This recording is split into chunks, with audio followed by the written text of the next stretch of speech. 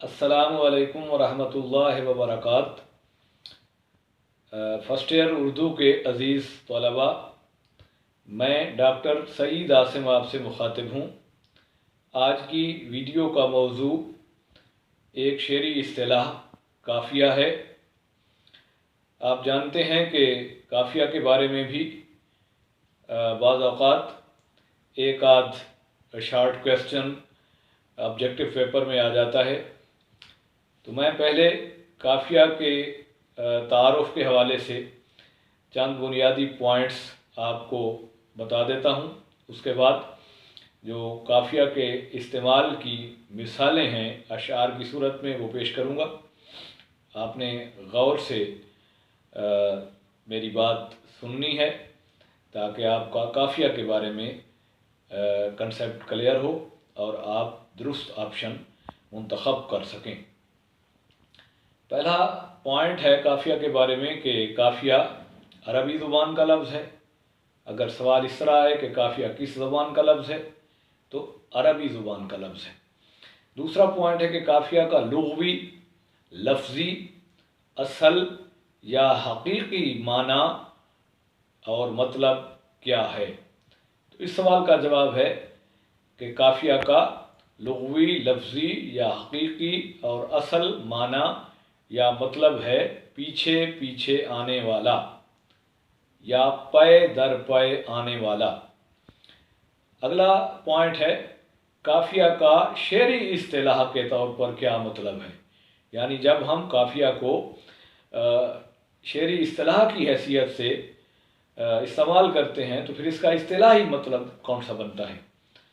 तो इस्तिलाही मतलब काफ़िया का है वो हम वज़न और हम आवाज़ अल्फाज जो गज़ल या कसीदे के पहले शेर यानी मतला के दोनों मिसरों में और बाकी तमाम अशआर के दूसरे मिसरे में रदीफ़ से पहले इस्तेमाल होते हैं। अब यहाँ ये एक और सवाल पैदा होता है कि हम वज़न अल्फाज और हम आवाज़ अल्फाज कौन से होते हैं। हम वज़न अल्फाज वो होते हैं जिनमें हरूफ की तादाद भी बराबर हो और उन हरूफ पर हरकत और सकूनत की जो अलामात हैं वो भी बराबर हों। जैसे अनवर, असगर, अकबर, ये हम वज़न अल्फाज हैं क्योंकि इन तीनों अल्फाज में जो हरूफ की तादाद है वो भी बराबर है। यानी चार चार हरूफ के ये तीनों अल्फाज हैं और इनमें हरकत और सकूनत भी यानी तरतीब के लिहाज से बराबर है।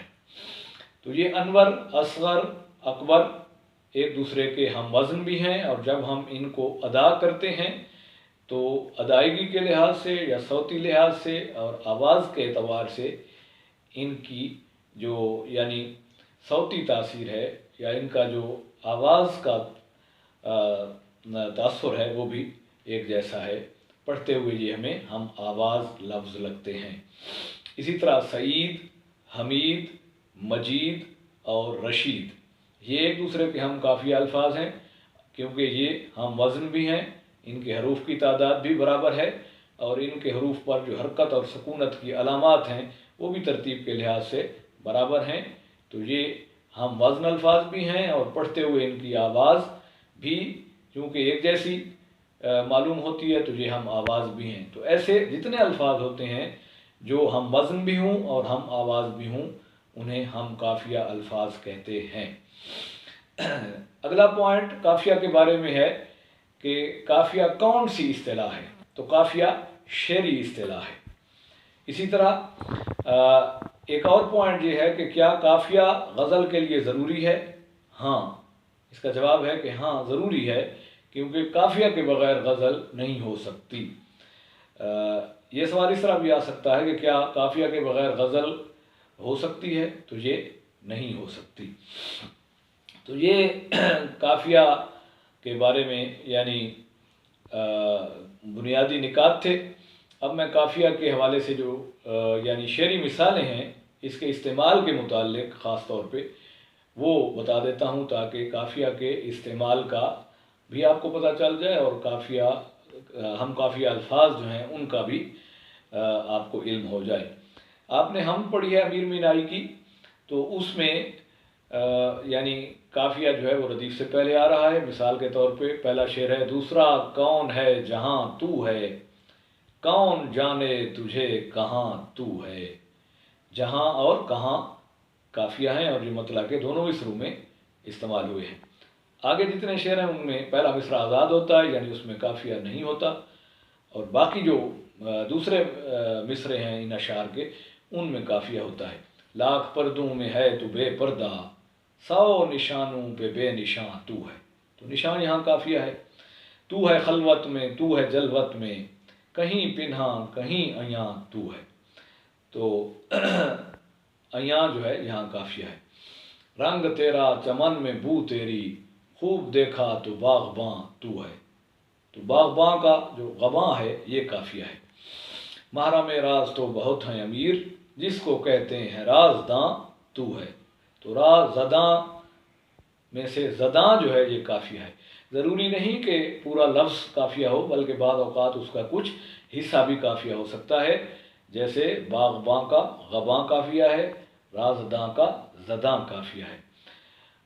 اسی طرح جو نعت آپ نے پڑھی ہے ماہر القادری کی، اس میں چونکہ ردیف نہیں ہے تو ردیف کے بغیر وہ نعت ہے، تو ہر شعر قافیہ پہ ہی مکمل ہو جاتا ہے۔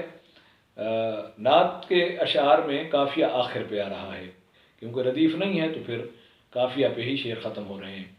تو مقصد تخلیق ہے، تو حاصل ایمان، جو تجھ سے گریزاں وہ خدا سے ہے گریزاں۔ تو ایمان کا جو ماں ہے یہ قافیہ ہے، گریزاں کا جو زاں ہے یہ قافیہ ہے۔ اور کردار کا یہ حال صداقت ہی صداقت، اخلاق کا یہ رنگ کہ قرآن ہی قرآن۔ تو قرآن کا آن جو ہے یہ قافیہ ہے۔ کیا نام ہے شامل ہے جو تکبیر و اذاں میں، اس نام کی عظمت پہ ہے قربان دل و جاں۔ جاں قافیہ ہے۔ انسان کو شائستہ و خوددار بنایا، تہذیب و تمدن تیرے شرمندہ احسان۔ احسان کا جو ساں ہے نا یہ قافیہ ہے۔ ایسے ہی میر تقی میر کی جو دوسری غزل ہے اس کی مثالیں بھی قافیہ کی دیکھ لیتے ہیں۔ گل کو ہوتا صبا قرار اے کاش، رہتی ایک آدھ دن بہار اے کاش۔ یہ مطلع کا شعر ہے، پہلا شعر ہے، چونکہ پہلا شعر یعنی مطلع کے دونوں مصروں میں قافیہ استعمال ہوتا ہے، تو اس شعر میں یعنی قرار اور بہار قافیہ ہے۔ اگلے شعر میں آپ دیکھیے قافیہ کہ یہ جو دو آنکھیں مندھ گئیں میری، اس پہ واہ ہوتی ایک بار اے کاش۔ تو ایک بار کا جو کبار ہے نا یہ قافیہ بن رہا ہے۔ اسی طرح کن نے اپنی مصیبتیں نہ گنی، رکھتے میرے بھی غم شمار اے کاش۔ تو شمار قافیہ بن رہا ہے۔ اور جان آخر تو جانے والی تھی، اس پہ کی ہوتی میں نثار اے کاش۔ تو نثار یہاں قافیہ ہے۔ تو یہ قافیہ کے استعمال کی چند مثالیں میں نے آپ کے سامنے پیش کر دی ہیں۔ اس طرح امید ہے کہ آپ کا قافیہ کے بارے میں کنسیپٹ اچھی طرح کلیئر ہو گیا ہوگا۔ آج تک کے لیے اتنا کافی ہے۔ اجازت دیجیے، اللہ حافظ۔